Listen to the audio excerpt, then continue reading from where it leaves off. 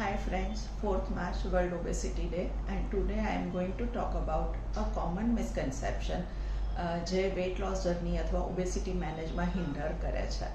So that concept is કે આપણે ઉપવાસ કરીએ એટલે એમાં આપણાનું ઓબેસિટી મેનેજમેન્ટ થઈ ગયું. દેટ્સ રોંગ, બિકોઝ એક સિમ્પલ ફિઝિયોલોજી જો આપણે સમજીએ તો જે પણ કેલરીઝ આપણે લઈએ છીએ એ જે વપરાયા વગરની એક્સ્ટ્રા કેલરીઝ છે એનું સ્ટોરેજ જે છે ફેટના ફોર્મમાં થાય, because that conversion is very easy.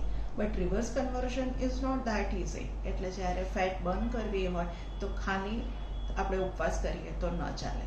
એકલું ઉપવાસ જ્યારે કરીએ છીએ તો ઇઝી કન્વર્શન શું છે તો કે પ્રોટીનમાંથી ગ્લુકોઝ પ્રોડ્યુસ કરો, અને એટલે જ તમે જો લાંબો ઉપવાસ કરો અને સાથે જો તમે ડાયટમાં ધ્યાન નથી રાખતા, સાથે એક્સરસાઇઝ નથી કરતા, તો you will feel that your muscles are getting week.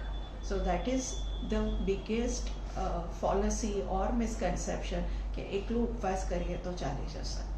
તમારે જો ફેટ બર્ન કરવાની છે, ફેટ લોસ કરવાનો છે અને મસલ માસ બિલ્ટઅપ કરવાનો છે, તો ફેટ લોસ માટે ઇટ ઇઝ વેરી ઇમ્પોર્ટન્ટ કે તમે ડાયટની સાથે એક્સરસાઇઝ પણ કરો છો. Exercise to burn the calories and diet to reduce the calorie intent.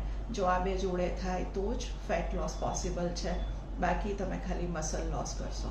So I hope કે હવે પછી જ્યારે પણ તમે તમારી વેઇટ લોસની જર્ની સ્ટાર્ટ કરો છો અથવા તો પ્લાન કરો છો તો આ સાયન્ટિફિક ફેક્ટને ધ્યાનમાં રાખીને પ્લાન કરશો.